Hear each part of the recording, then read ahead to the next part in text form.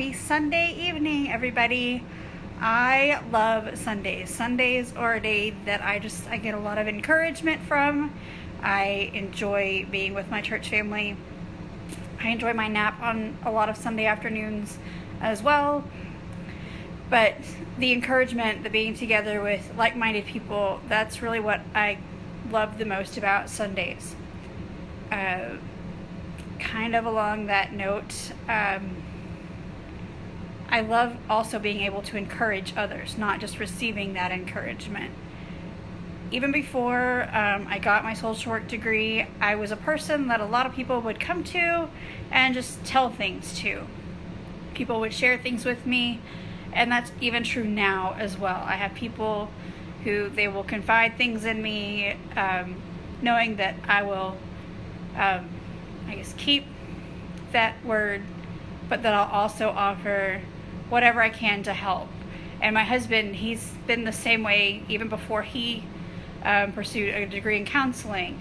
He was the guy that other guys in his units would come up and tell him things, and he would just be beside himself with some of the things he was told, because sometimes that means he has to take care of it in different ways than others. But so we joke about how all the weirdos find us, but in all reality, we feel that that's part of our calling.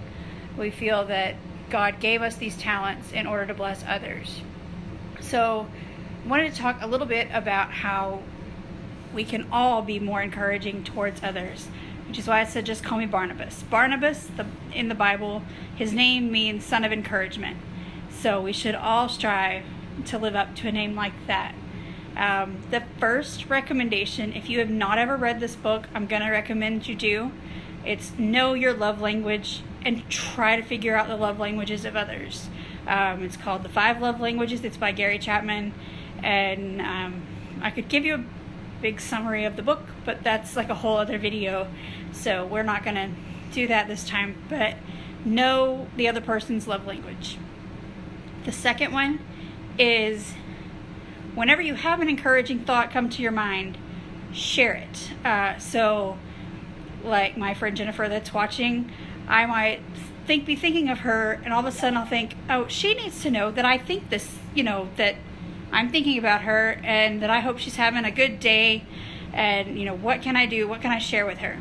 And so just doing what comes to mind.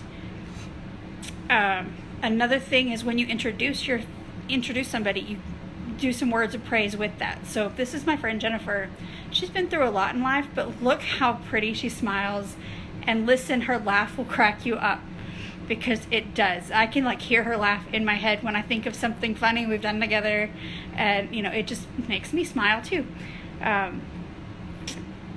Then sending some kind of gift.